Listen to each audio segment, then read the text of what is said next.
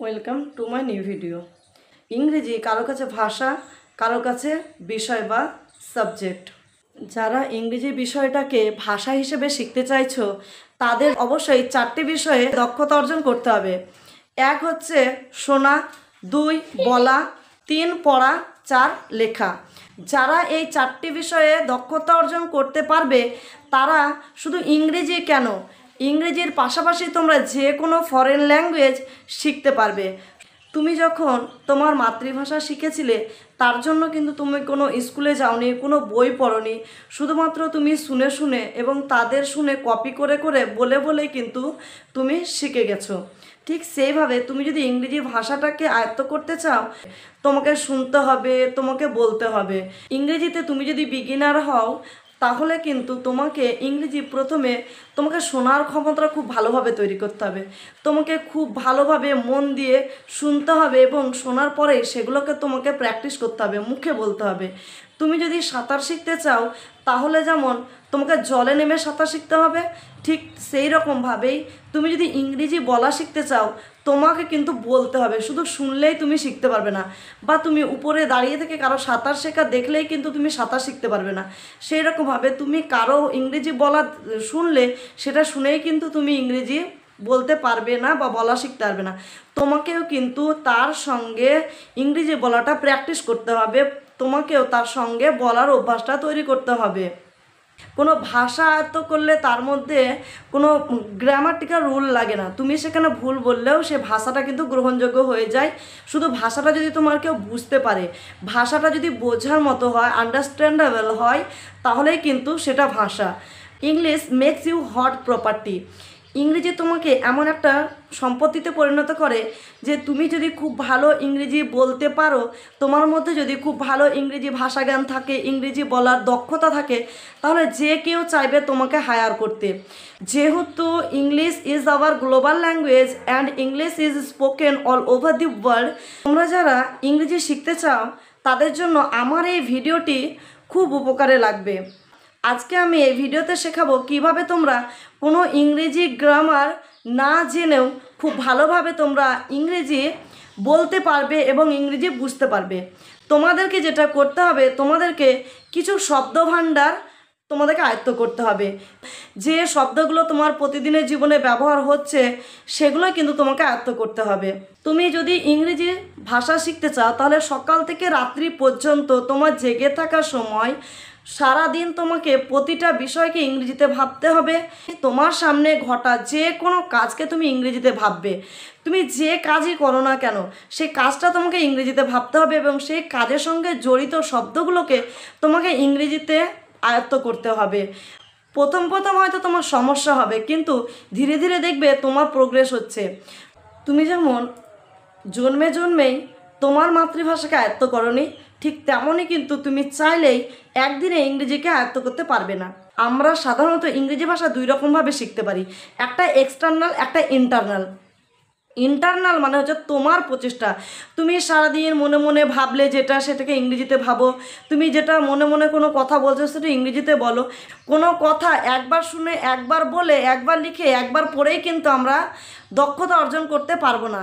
আমাদেরকে শুনতেও হবে অনেকবার, বলতেও হবে অনেকবার, লিখতেও হবে অনেকবার, পড়তেও হবে অনেকবার, তবেই কিন্তু আমরা ইংরেজি ভাষাকে আয়ত্ত করতে পারবো। তোমার বাংলা ভাষা শেখার জন্য যেমন তুমি শৈশবে তুমি শুনেছো, শুনে শুনে বলেছো, তারপরে তুমি শিখে গেছো, ঠিক সেইভাবে তুমি এখনও সেইভাবেই ইংরেজি শিখতে পারো। তুমি পারস্পরিক যারা খুব ভালো ইংরেজি বলতে পারে তাদেরকে ফলো করতে পারো। আর তুমি এমন হয়তো একটা জায়গায় আছো যেখানে কেউই ইংরেজি জানে না, তুমি শুধুমাত্র ইংরেজি শিখতে চাইছো, তাহলে তুমি এখন স্মার্টফোনের যুগ, তুমি স্মার্টফোনের সুবিধাটা নিতে পারো। তুমি স্মার্টফোনের হেল্প নিয়ে ইংরেজি শিখতে পারো। তুমি ইংলিশ পডকাস্ট দেখতে পারো, তুমি ইংলিশ স্টোরি দেখতে পারো, ইংলিশ শর্ট ফিল্ম দেখতে পারো, ইংলিশ মুভি দেখতে পারো, তুমি ইংরেজি গান শুনতে পারো। যে কাজগুলো তুমি এতদিন বাংলায় করতে সেগুলোকে তুমি তার পরিবর্তে, বাংলার পরিবর্তে তুমি ইংরেজিতে করতে পারো। তুমি হয়তো খবর শুনতে, তুমি ইংরেজিতে খবর শোনো। তুমি হয়তো গান শুনতে ভালোবাসো, তুমি ইংরেজিতে গানটা শোনো। তুমি হয়তো কার্টুন দেখতে ভালোবাসো, তুমি ইংরেজিতে কার্টুন দেখো। তুমি হয়তো গল্প শুনতে ভালোবাসো, তুমি ইংরেজিতে গল্প শোনো। তুমি হয়তো গল্প পড়তে ভালোবাসো, ইংরেজিতে গল্প পড়ো। তুমি সকাল থেকে রাত্রি পর্যন্ত সারাদিন তুমি ইংরেজি চর্চা যদি করতে থাকো, ধীরে ধীরে দেখবে ইংরেজিকে আয়ত্ত করে ফেলতে পারলে। তুমি সকালে ঘুম থেকে উঠে এভাবে তুমি বলতে পারো, আই ওয়েক আপ, আমি ঘুম থেকে উঠি। I get up from bed, আমি বিছানা ছেড়ে উঠি। প্রতিদিন যদি 5টি করে নতুন ওয়ার্ড শেখো, তাহলে দেখবে আস্তে আস্তে আস্তে আস্তে তোমার ওয়ার্ড ভান্ডার বাড়তে থাকবে। তুমি যদি প্রতিদিন 5টা করে সেন্টেন্স শিখো, তাহলে দেখবে তোমার ওই সেন্টেন্সের ভান্ডারও বাড়তে থাকবে। তোমাকে কিন্তু বলতে হবে মুখ খুলে। তুমি যখন বাড়িতে থাকবে, তুমি প্র্যাকটিসের জন্য তোমার স্মার্টফোন ইউজ করতে পারো, প্র্যাকটিসের জন্য তুমি আয়না ইউজ করতে পারো। তুমি আয়নার সামনে দাঁড়িয়ে তুমি একা একা ইংরেজি বলতে পারো। তুমি তোমার স্মার্টফোনের ক্যামেরা অন করে দিয়ে তুমি ইংরেজি বলতে পারো।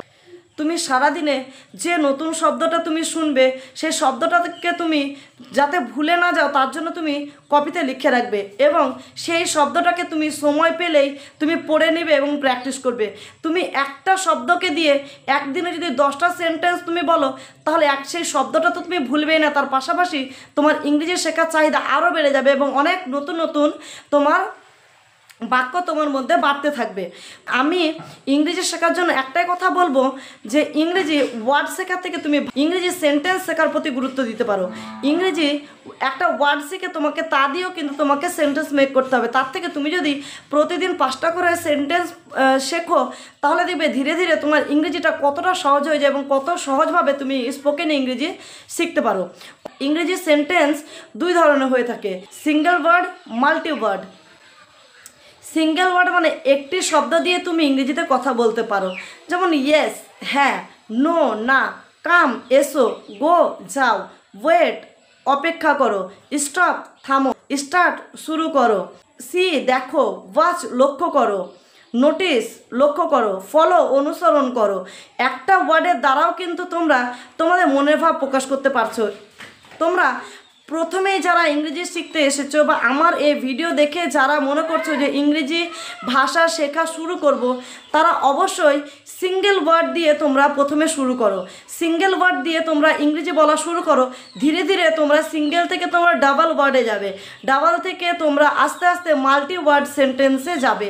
দেখবে ধীরে ধীরে কেমনভাবে তোমার ইংরেজি শেখার প্রতি গুরুত্ব বেড়ে যায়। বা তুমি যে কোনো জিনিসকে শিখতে গেলে তার প্রতি তোমাকে সময় দিতে হবে। সময় না দিলে কিন্তু কোনো জিনিসও তুমি শিখতে পারবে না। জানো কেন অনেকে ইংরেজি শিখতে পারে না? অনেকেই কিছুদিন হয়তো গুরুত্ব দিয়ে প্র্যাকটিস করে, তারপর বলে না আমার দ্বারা এটা আর হবে না, তাই বলে তারা সেটাকে ছেড়ে দেয়। তারা 1 মাস বা 2 মাস পরে আবার লেভেল 1 থেকে শুরু করে। এই কারণেই কিন্তু তারা ইংরেজি বলাটাকে শিখতে পারে না। ইংরেজি বলা যদি তুমি শিখতে চাও, তোমাকে ইংরেজি শেখার জন্য একটা গোল সেট করে নিতে হবে যে কত দিনের মধ্যে ভাষাটাকে আয়ত্ত করতে চাইছি। তুমি যতটা সময় দিতে পারবে ততদিনের মতো তুমি একটা গোল সেট করবে। তুমি যদি মনে করো আমি 3 মাসের মধ্যে শিখবো, তাহলে তুমি 3 মাস গোল সেট করবে। 5 মাসের মধ্যে শিখবো, 5 মাস তুমি গোল সেট করবে।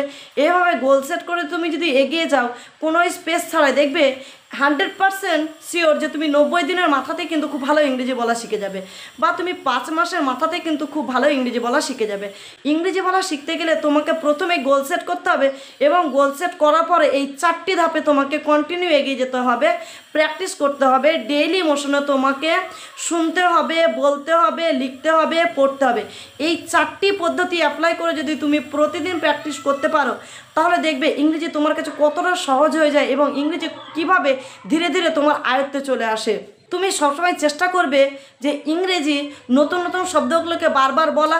যে সেন্টেন্স 5টা তুমি শুনলে বা শিখলে, সেই সেন্টেন্স 5টাকে দিনে সারাদিনে অন্ততপক্ষে 3 থেকে 4 বার 5 বার তুমি চেষ্টা করবে প্র্যাকটিস করার। ইংরেজি ভাষা শেখার জন্য কোনো ইংরেজি ভালো স্কুলে যাওয়ার দরকার হয় না, কোনো ইংরেজি লার্নিং কোর্সে ভর্তি হওয়ারও দরকার হয় না। তুমি নিজেই বাড়িতে বসে ইংরেজি চর্চা করতে পারবে, বা তুমি নিজেই কিন্তু বাড়িতে বসে ইংরেজি শিখতে পারবে।